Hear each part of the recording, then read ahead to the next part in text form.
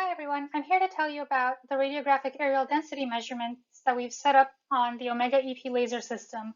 This work has been done by Lawrence Livermore National Laboratory by a quite large team, and I'm but one of many team members working on this project.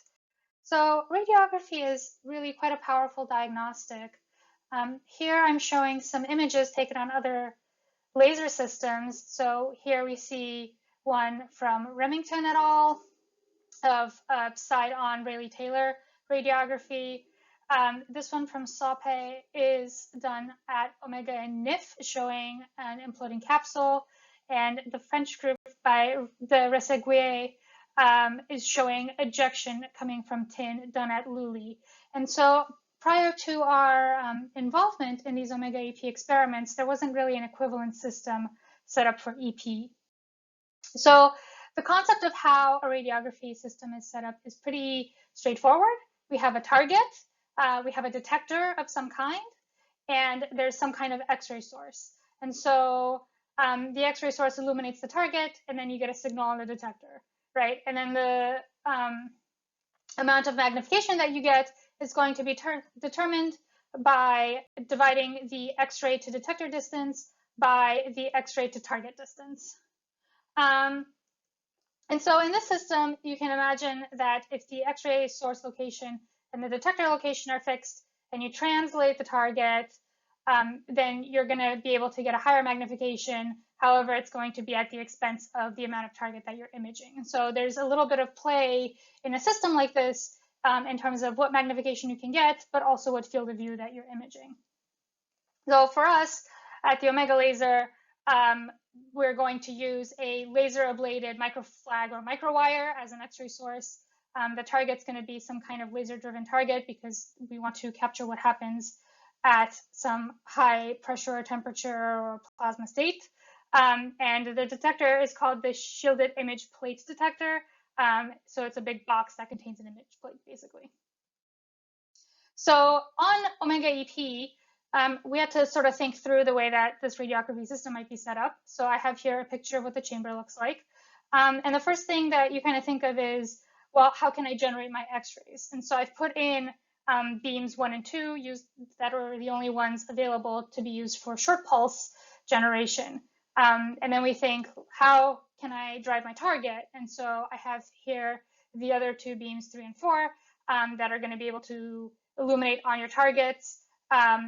Obviously, either 1 or 2 can be used, and so you can have up to 3 beams that are hitting wherever your target is.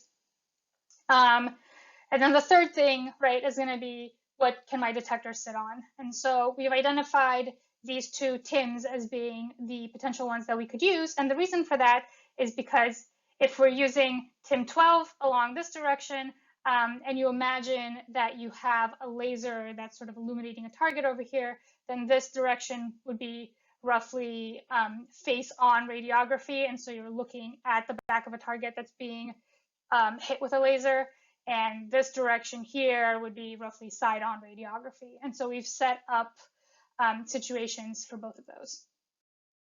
So in case 1, we can talk about what side-on radiography of ejecta might look like. So this is an example experiment that we set up using beam 1 as the illuminator for our little wire and TIM14 as the detector. And so the view that we're seeing right here is the view from you, like you're the detector. This is the detector's point of view.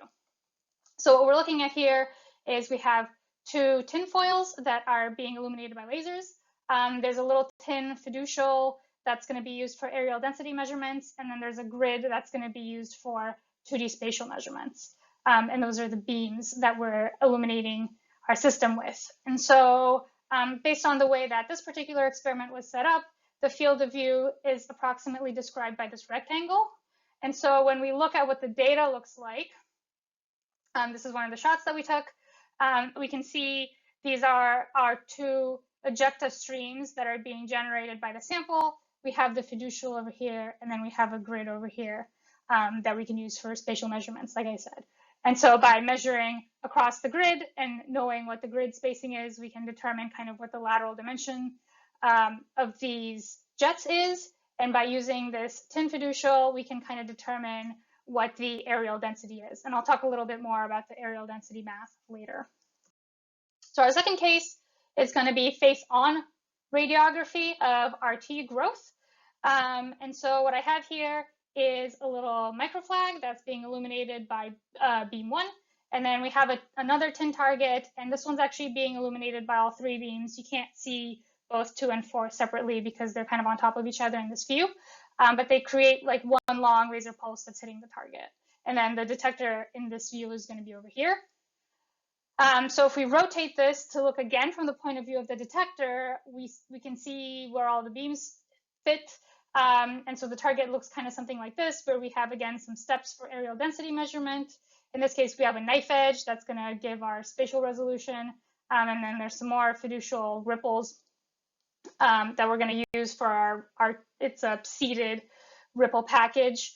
And so the sample measurement is going to be in this remaining kind of quadrant of this target. And again, this kind of rectangle shows what the field of view for this target's going to look like. And this is one of the measurements that we collected. So we see the fiducial steps here and here. We see where the knife edge is. We see these fiducial ripples, which were in some targets, but not in all of them. And additionally, we can see the driven region. So this is where the lasers imprinted onto the ablator. And this whole area has ripples that are being Rayleigh-Taylor driven. So we're measuring Rayleigh-Taylor growth in this experiment that's face-on. Extracting the quantitative data from an experiment like this is relatively straightforward using the fiducials that we have on the target. So here I've highlighted several of the steps that are in this tin Rayleigh-Taylor experiment. And so the way that you would generate an areal density from these is you can take each step, which I've put over here in the corner.